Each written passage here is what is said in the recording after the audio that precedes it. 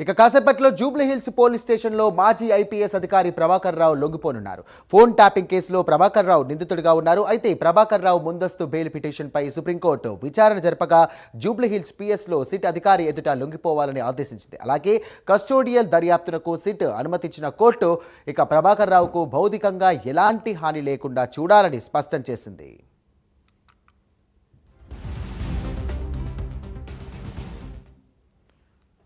ఇదే అంశానికి సంబంధించి మరిన్ని డీటెయిల్స్ అందించడానికి మా కరెస్పాండెంట్ కుమార్ సిద్ధంగా ఉన్నారు. కుమార్, చెప్పండి. Thank you Sairam. Phone tapping కేసులోని నిన్న సుప్రీంకోర్టు కొన్ని కీలక ఆదేశాలు అయితే జారీ చేసింది.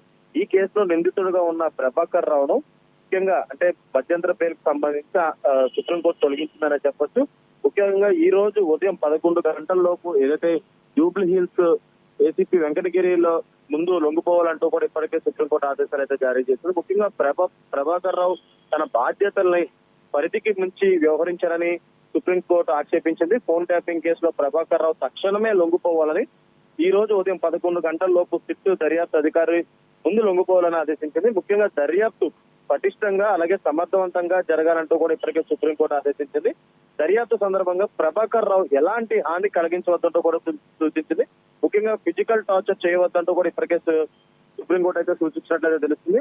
అలాగే ఫోన్ ట్యాపింగ్ కేసులోని A1 గా ఉన్న intelligence chief Prabhakar Rao case దర్యాప్తుకు సహకరించడం లేదని సుప్రీంకోర్టుకు రాష్ట్ర ప్రభుత్వం వాదనలు అయితే వినిపించింది.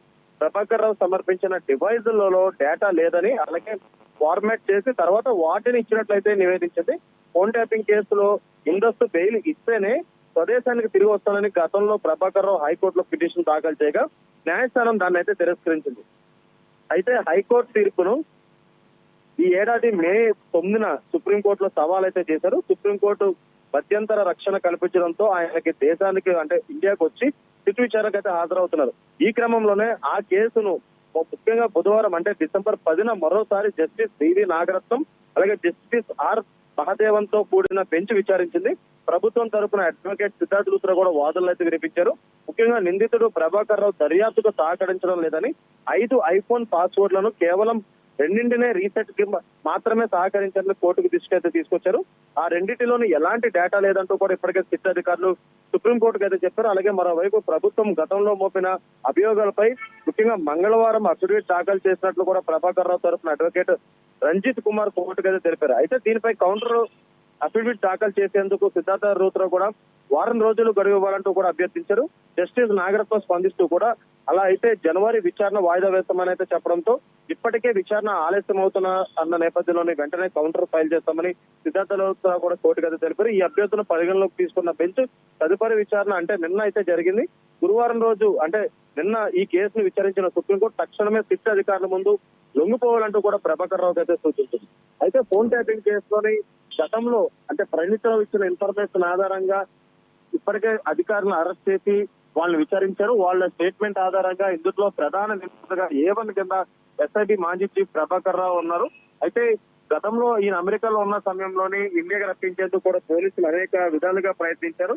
ఈ నేపథ్యంలోనే ఇండియాకి వచ్చిన తర్వాత కూడా ఆయన విచారించారు. అయితే ఇటు అరెస్ట్ చేయకుండా ముందస్తు బెయిల్ కూడా మంజూరు అప్లై చేసుకోవడంతో దాని కేసు మరొకసారి సుప్రీంకోర్టులో విచారణ జరిగిన తర్వాత ఈ రోజు లొంగిపోవాలని సూచించారు. అయితే ఈ రోజు 11 గంటల కల్లా ఏదైతే Prabhakar Rao Jubilee hills ACP Venkatagiri ముందైతే లొంగిపోతారో ఆ తర్వాత అతను విచారిస్తారు. ముఖ్యంగా సుప్రీంకోర్టు ఇచ్చిన ఆదేశాల మేరకు ఫిజికల్ గా ఎటువంటి టార్చర్ చేయకూడదు, అలాగే మరొక పక్క ఇంటి భోజనం కూడా కల్పించాలంటూ కూడా అంటే విచారణ సమయంలోనే ఇంటి భోజనం కూడా కల్పించాలంటూ కూడా ఇప్పటికే సుప్రీంకోర్టు ఆదేశించిన నేపథ్యంలో మరి కొంచెం సేపట్లో అయితే జూబ్లీ హిల్స్ పోలీస్ స్టేషన్ అయితే ఆయన లొంగిపోనున్నారు.